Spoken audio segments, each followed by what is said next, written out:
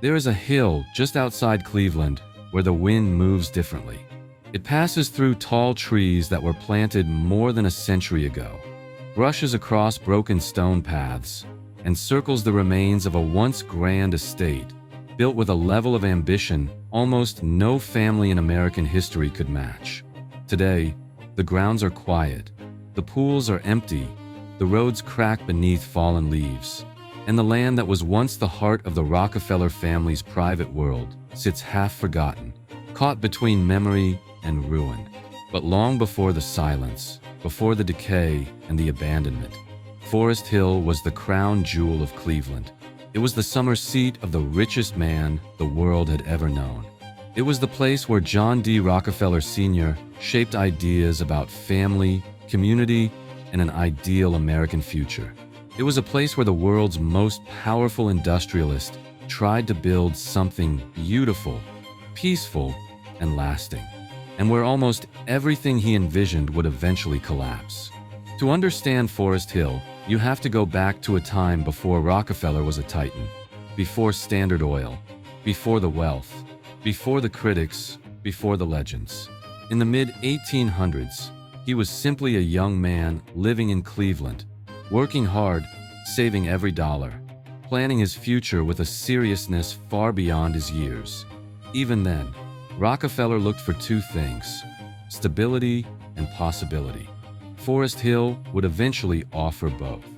In 1873, after years of work, he purchased a large tract of land just east of Cleveland, a stretch of rolling hills, open meadows, quiet ponds, and dense groves of trees.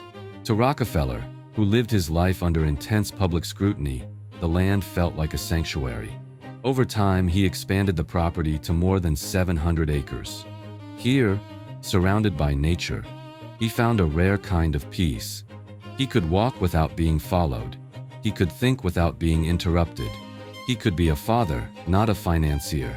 He built a simple house at first, a modest farmhouse where his growing family spent their summers. But modesty was only the beginning. As his wealth expanded at a historic pace, Rockefeller began to imagine something larger for Forest Hill. A place for family gatherings. A place for rest. A place separate from Wall Street, separate from the chaos of business, separate from the image shaping around him as one of the most powerful men alive. By the 1890s, the Rockefellers were some of the wealthiest people in human history. Yet Forest Hill was never designed as a palace of gold or marble. It was, in Rockefeller's mind, a retreat, a place where his children and grandchildren could grow up playing in the woods and swimming in the ponds. A place where he could host picnics and read on the porch while the sound of laughter carried across the lawn. Even the growing mansion, with its wide porches and tall chimneys, felt more like a country estate than the home of the richest man in America. Forest Hill also revealed a side of Rockefeller that many people never saw. He could be stern, controlling, exacting in business. But here, surrounded by trees and fresh air, he was gentle. His grandchildren remembered him feeding birds from his hands. They remembered him strolling the grounds at sunrise. They remembered him sitting quietly on a bench, watching the light change over the hills. But the mansion that stood at the top of Forest Hill was more than a family retreat. It became a symbol, one that showed how deeply Rockefeller believed in legacy. He imagined the estate lasting for generations, a place where his children and their children could return year after year. He believed the estate would bind the family together long after he was gone. In 1917, that dream was shattered. On a cold December night, a fire broke out in the Forest Hill mansion. It spread quickly. The interior, filled with wood finishes and fabrics, ignited in minutes. The wind carried sparks across the roofline. By the time firefighters arrived, there was little they could save. Hours later, the mansion burned to its foundation. Photographs taken the next morning show stone chimneys rising over a blackened shell. The heart of the Rockefeller summer world, gone. John D. Rockefeller Sr. was 80 years old when he walked the ruins. Witnesses said he stood quietly, hands behind his back, surveying what remained. For decades, Forest Hill had been his personal refuge. Now it was ash. The fire felt like the end of an era, and in many ways it was. But Rockefeller was not a man who surrendered to loss. He began to imagine something new, something grander, something modern, something that would outlive him. He envisioned Forest Hill not just as a private estate, but as a model community. A planned suburb built with dignity, beauty, and order. A place where ordinary families could live the kind of peaceful life he cherished. He imagined winding roads lined with trees, brick houses built with high craftsmanship, parks and gardens open to all, clean streets, quiet nights, good neighbors. A community guided by the principles that had shaped his own life: discipline, stability, generosity, and purpose. To execute the plan, the Rockefellers commissioned architects Joseph Embury and Andrew Thomas, two respected designers of early 20th century suburbia. Their blueprint called for hundreds of elegant brick homes with steep roofs, tall chimneys, and decorative half-timbering inspired by English garden suburbs. They would be durable, timeless, and comforting. Unlike the sprawling mansions of the era, these homes were meant for families, not tycoons. Work began in the 1920s, and the community that emerged was unlike anything Cleveland had seen. The streets curved naturally with the land, brick homes glowed warmly in the sunlight. The development felt intentional, refined, orderly. Even the lampposts and street signs were designed to match Rockefeller's aesthetic. For a moment, it seemed like the Rockefeller vision would succeed. Buyers moved in, families planted gardens, children played in the parks. The dream of Forest Hill took shape. But then the world changed. The stock market crashed in 1929. The Great Depression brought economic ruin. Home building across America collapsed almost overnight. The Rockefellers halted construction. Half the project had been completed, half remained empty land. Forest Hill, once imagined as a shining example of American suburban promise, slipped into uncertainty. And as the years passed, different pressures began to weigh on the land. Political pressures, financial pressures, racial tensions, urban decline, and the slow unraveling of the neighborhoods surrounding it. Rockefeller's dream of a peaceful, stable community was entering a storm. In the years that followed the Great Depression, the unfinished side of Forest Hill became a question without an answer. What should be done with the land? Should construction resume? Should the plans be updated? Should the Rockefellers hold on to the project or abandon it? John D. Rockefeller Sr. would not live to see the outcome. He died in 1937 at the age of 97, leaving a legacy larger than any single estate. After his death, it fell to his son, John D. Rockefeller Jr., to determine what Forest Hill should become. Jr. inherited not only his father's wealth, but also his father's sense of responsibility. He believed that land, when used correctly, could shape lives. Forest Hill, in his mind, was still a place with potential, a place worth protecting, a place worth finishing. But the world had changed, and Cleveland was changing with it. Throughout the 1940s and 1950s, Cleveland was a powerhouse American city. Industry thrived, neighborhoods expanded, immigrants arrived seeking opportunity. Forest Hill, perched between Cleveland Heights and East Cleveland, sat in the perfect spot for growth. And for a moment, it benefited from that growth. The completed Rockefeller homes held their charm. Families filled the sidewalks. Children biked beneath the shade of tall trees planted decades before.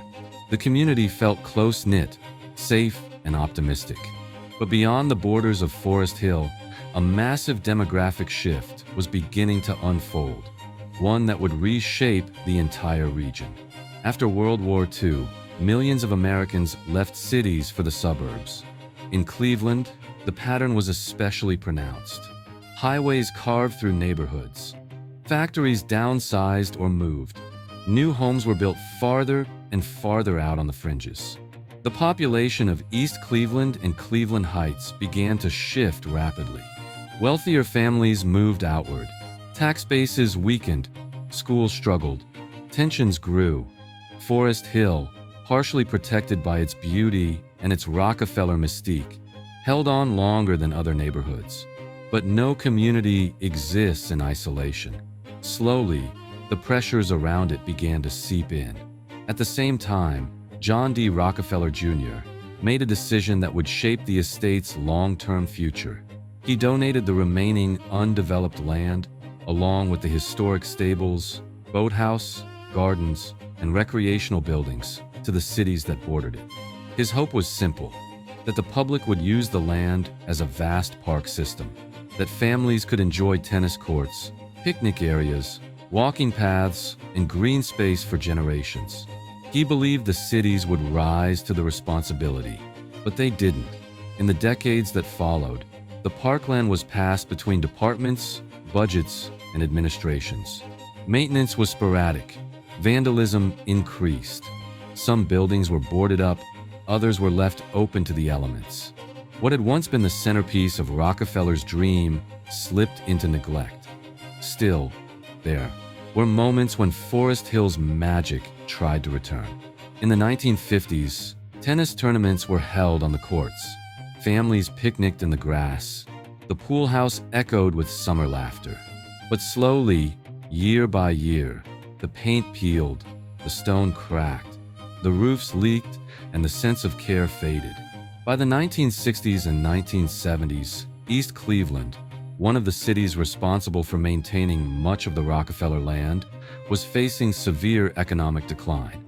Businesses closed, crime rose, home values fell, the tax base collapsed. What municipalities could not maintain, nature reclaimed. The old boathouse began to rot. Windows shattered. Graffiti spread across its walls. The once beautiful stone pool pavilion, a centerpiece of the estate, began to crumble. Behind locked fences, it sat in silence, visited only by vandals, urban explorers, and raccoons that nested in broken rafters. And yet, through all of that, the Rockefeller homes, the brick houses from the original development, remained standing. They aged, but they held their dignity. Their steep roofs, brick facades, tall chimneys, and English-style details made them recognizable even to people who had never heard of Forest Hill. They didn't look like anything else in the region. They looked planned. They looked intentional. They looked like the pieces of a dream that almost came true. But even within the housing development, the divide widened. On the Cleveland Heights side, the homes stayed strong. Homeowners associations formed. Pride of place remained high. But on the East Cleveland side of Forest Hill, decline escalated. Homes were lost to neglect. Yards overgrew. Vacant properties multiplied. The same architectural blueprint existed on both sides, but the outcomes were drastically different. The estate that had once been a single harmonious world began to fracture. There was something painfully symbolic in that split. Two halves of the same vision, pulling apart under the weight of circumstance, economics, and time. By the 1980s, much of the old Rockefeller parkland was in ruins. The boathouse, once elegant and refined, was a hollow shell. The pool pavilion was collapsing in slow motion, brick by brick. The stone terraces were so overgrown that many residents didn't even know they existed. Nature had reclaimed everything it could reach. And yet, even in decay, the bones of the place told a story. The craftsmanship was still visible in the stone arches. The symmetry still showed in the layout of the paths. The carved details still peeked through moss and vines. Forest Hill was breaking down, but not quietly. Every crumbling wall was a reminder of what had once been carefully built. Urban explorers discovered the ruins. Photographers documented the silent halls. Writers described Forest Hill as a forgotten kingdom. And local residents, walking their dogs near the fenced-off ruins, would sometimes stop and wonder what it must have been like when the Rockefellers walked these same paths in the early morning light. But behind the nostalgia, there were deeper wounds. East Cleveland, the city responsible for key pieces of the estate, fell into one of the most severe municipal declines in the United States. Budget cuts hollowed out public services. Police and fire departments struggled. Abandoned buildings multiplied by the hundreds. Forest Hill's ruins became symbols of neglect, of loss, of a promise unkept. The tragedy wasn't the fire that destroyed the mansion. It wasn't even the decay of the parkland. The real tragedy was that Rockefeller's strongest belief, that beauty could shape people's lives for the better, was tested here, and the forces surrounding Forest Hill proved stronger than the vision that built it. A dream meant to last 100 years barely lasted 50, and the worst was still coming. By the early 1990s, the story of Forest Hill had slipped from public memory. Most people in Cleveland had no idea that the Rockefellers once lived here, or that a mansion larger than many Gilded Age estates had stood on this very hill. The local governments rarely mentioned it. The newspapers had long stopped writing about it, and the decaying structures, hidden behind trees and cracked fences, were slowly collapsing under their own weight. Nature had reclaimed nearly everything. The boathouse sank into the earth as its roof caved inward. The stone pool pavilion, once a masterpiece of symmetry and proportion, lost entire walls during storms. Decorative railings rusted away. Brick columns fell like ancient ruins long forgotten in a distant forest. The surrounding lawns, once trimmed for Rockefeller picnics, grew into dense thickets. And yet, even in the quiet collapse, Forest Hill still held a kind of haunting beauty. Early morning fog drifting across the valley, sunlight hitting the moss-covered stonework, the way vines crawled over archways as if trying to cover the memory of what had been. Photographers came here to capture the feeling of a dream slipping away. Historians came here to study how quickly grandeur could disappear, and local children told stories of ghosts roaming the abandoned buildings at night. But below the atmosphere and the myths, the real story was much more human. For the people living around Forest Hill, especially in East Cleveland, the ruins were not mysterious. They were reminders. Reminders of disinvestment. Reminders of promises made and forgotten. Reminders of a community left behind. East Cleveland, once a prosperous streetcar suburb, had fallen into one of the most difficult cycles of poverty in the Midwest. Factories closed, jobs left, residents moved away, housing values collapsed, and with a shrinking tax base, the city struggled to maintain even its basic infrastructure. Forest Hill was not the cause of the decline, but it became a visible symbol of everything that was unraveling. To the Rockefellers, the estate had been designed as a place of order, beauty, and stability. To the families who lived here during its early years, it had been a place of promise. But by the turn of the millennium, Forest Hill was a place where two versions of America stood side by side, one surviving, one deteriorating. On the Cleveland Heights side of Forest Hill, the historic Rockefeller homes remained picturesque. Plantings were maintained, streets were clean, homes were restored with care. Residents understood the value of the neighborhood's unique architecture. But just across the political border, on the East Cleveland side, the same architectural gems stood in disrepair. Empty houses were stripped for copper. Vacant lots spread across blocks. Brick facades cracked. Windows shattered. Overgrown yards hid porches and pathways. What had once been a unified Rockefeller suburb was now divided by invisible but powerful lines: wealth, opportunity, and municipal resources. This was not the future Rockefeller had imagined. His vision had relied on cohesion, on shared responsibility, on the idea that a beautifully built environment could protect a community from chaos. But the forces of economics, politics, and population movement proved stronger than one man's design. The buildings kept falling. In the early 2000s, the boathouse collapsed completely. Its roof caved in first, then the upper walls buckled under decades of water infiltration. After storms, pieces of stone slid down the hillside. Vandals pried bricks loose, the interior filled with debris and broken beams, transforming a once graceful building into a pile of rubble scattered along the slope. The pool pavilion followed the same fate. After years of neglect, part of its roof gave way. Columns that once supported elegant arches crumbled. Graffiti covered almost every surface. Trees began growing in the middle of what had once been the polished pool deck. Residents walking nearby would sometimes stop and stare at the wreckage, aware they were witnessing the final moments of a structure that had once been filled with families, laughter, and life. In 2010, a fire tore through part of the ruins. Flames lit the night sky. Firefighters arrived, but much of the building was already lost.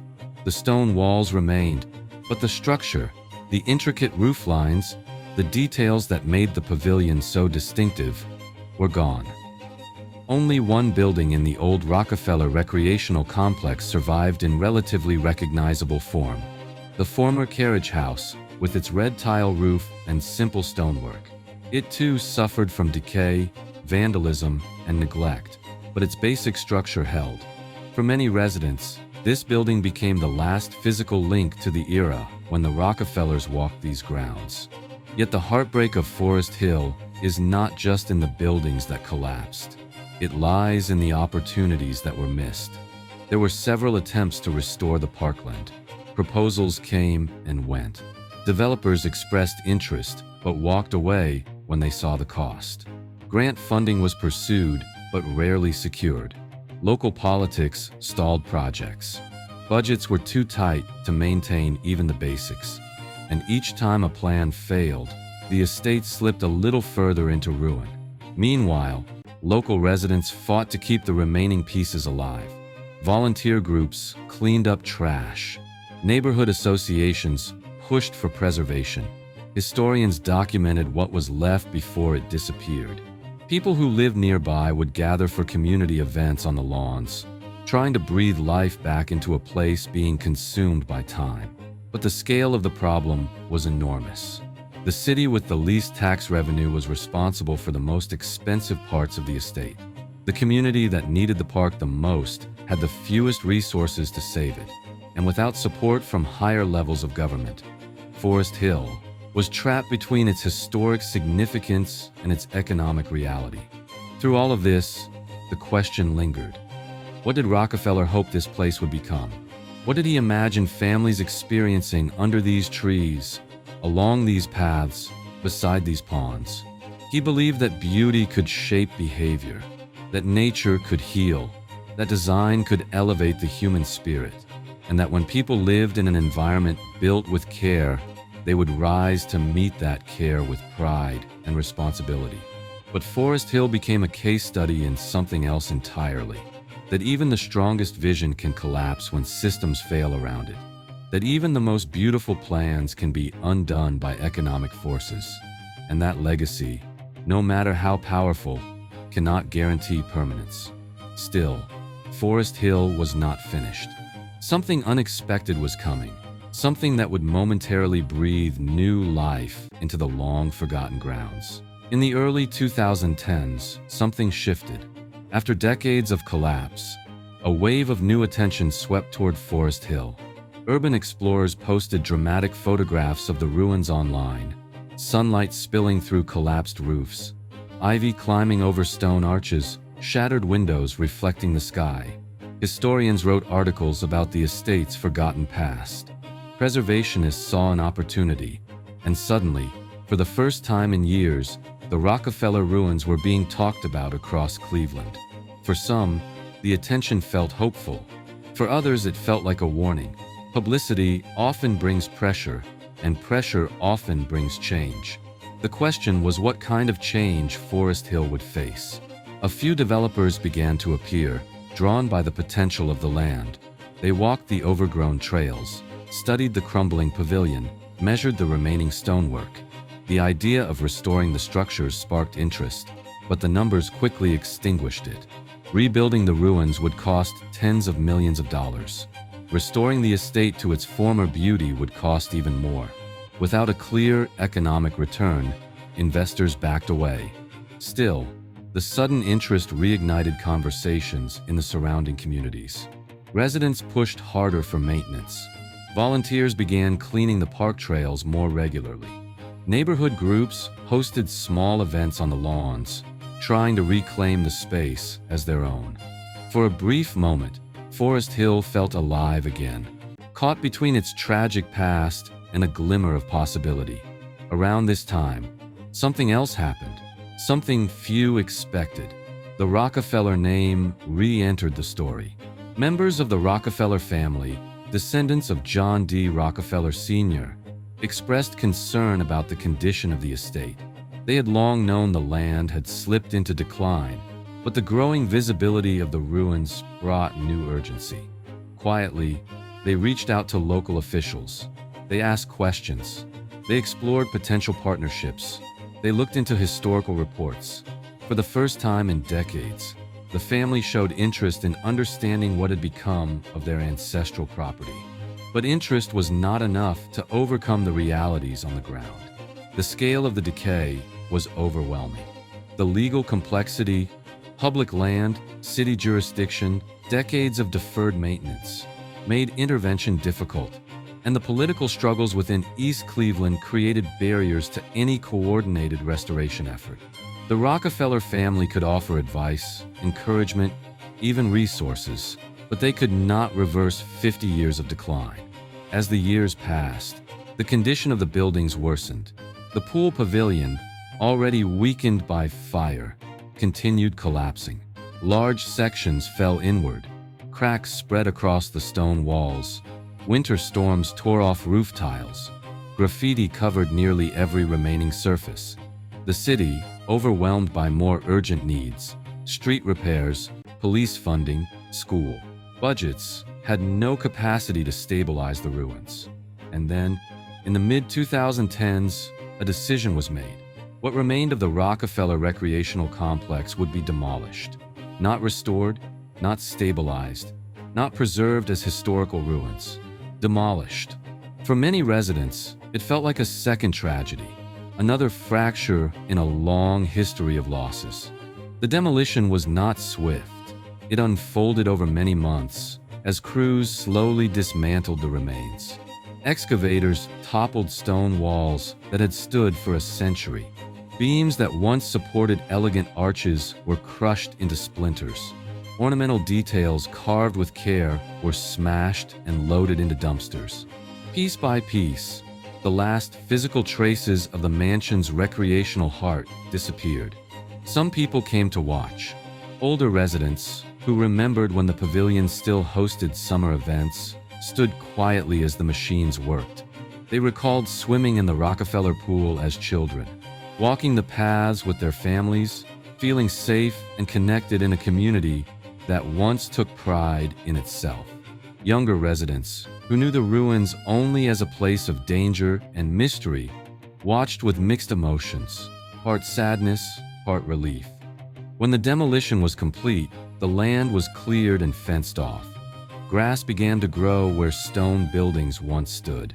A few scattered blocks remained, half buried like fossils. To someone passing by for the first time, it looked like nothing had ever been there at all. But disappearance is not the same as erasure.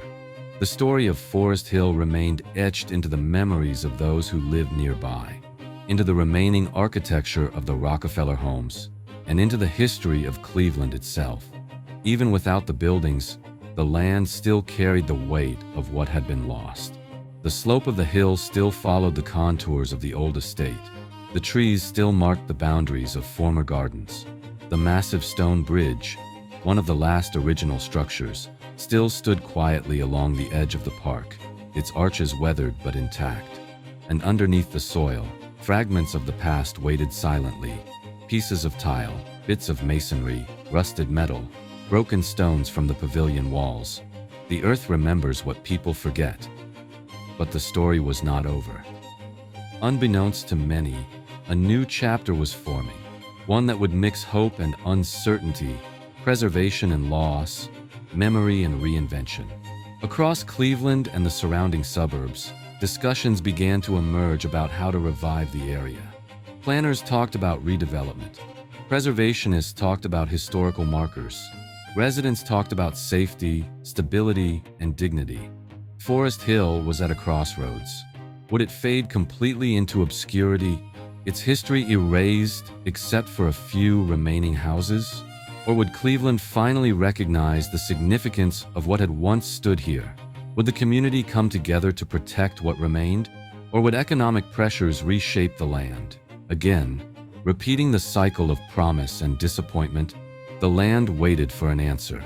But before that answer could come, Forest Hill would face one more painful blow, one more chapter of loss that pushed the story deeper into tragedy and left the neighborhood wondering if the Rockefeller dream had ever been possible at all.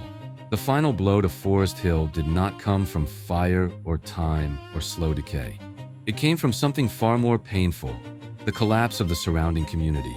For decades, East Cleveland had been fighting a battle against shrinking revenue, disinvestment, and population loss. By the late 2010s, the strain became overwhelming. City services diminished, schools struggled, violent crime increased. Entire blocks emptied out as families moved away in search of stability. The Rockefeller homes within East Cleveland reflected the change with heartbreaking clarity. Rows of beautiful brick houses, homes designed with craftsmanship and intention, stood abandoned. Windows boarded, roofs sagging, yards waist-high with weeds. Inside, plaster fell from ceilings, stair rails broke loose, and sunlight streamed through holes where walls once stood. Houses built to last a century were falling apart before they reached their 100th birthdays. Neighbors did what they could. Some patched roofs, some mowed vacant lawns, some boarded up windows to keep vandals out. But the scale of the decline was too great for a handful of determined residents to reverse. You could walk down a single street and see a fully restored Rockefeller home sitting proudly beside another that had collapsed into its own basement. The divide between Cleveland Heights and East Cleveland widened into something impossible to ignore. Two sides of the same dream, one preserved, one abandoned. One thriving, one struggling to survive. And yet, amid this decline, people still hoped. Residents formed preservation groups, determined to save what remained of the Rockefeller homes. They held meetings, raised funds, wrote grants, and documented the history of each house. Local historians created walking tours. Artists painted murals inspired by the estate's past. Community leaders pushed for redevelopment proposals that honored the original architectural vision. For many, preserving Forest Hill became a symbol of fighting for the future of East Cleveland itself. But progress was slow, too slow, and hope, no matter how powerful, cannot replace the funding that cities need to rebuild. Then, in a moment that felt almost symbolic, tragedy struck again. In the early morning hours of a cold winter night, an emergency call came in. One of the last remaining Rockefeller structures was burning. Flames tore through the building, curling up the walls, licking across the rafters. Neighbors stood outside watching the orange glow rise above the trees. Firefighters battled the blaze, but the building was old, dry, and fragile. By dawn, the structure had collapsed into smoldering debris. Another piece of the Rockefeller legacy was gone. Forever. For many longtime residents, the fire felt like the end of an era. A reminder that once something historic is lost, it can never truly be recovered. A reminder that the forces working against Forest Hill were not slowing down, they were accelerating. But the story of Forest Hill is not one of pure loss. It is a story of cycles, rise and fall, vision and reality, hope and disappointment, beauty and fragility. And at its core, it is a story about the people who lived here, families who raised children under these roofs, who walked these streets, who believed in the power of place. Even today, the land still carries that energy. Walk through the neighborhood on a warm day, and you'll see children playing beneath the same tall trees Rockefeller planted more than a century ago. You'll see homeowners tending their gardens with pride. You'll see joggers tracing the old pathways where the estate once flourished. You'll see families sitting on their porches in homes built with a level of dignity rarely seen today. And if you look closely, you'll still find the echoes of the past.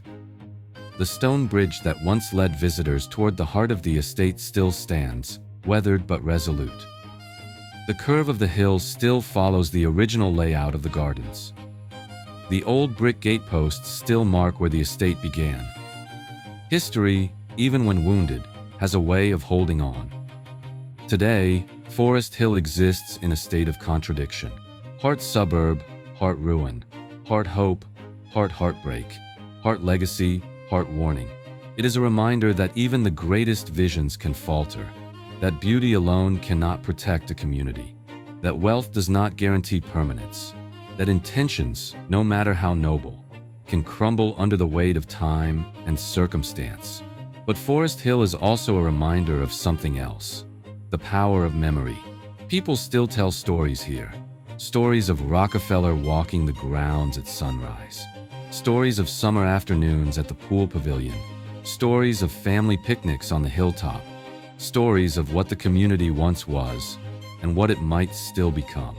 Every story keeps the place alive, even as the physical structures fade. In the end, the tragic story of Forest Hill is not just about the Rockefellers.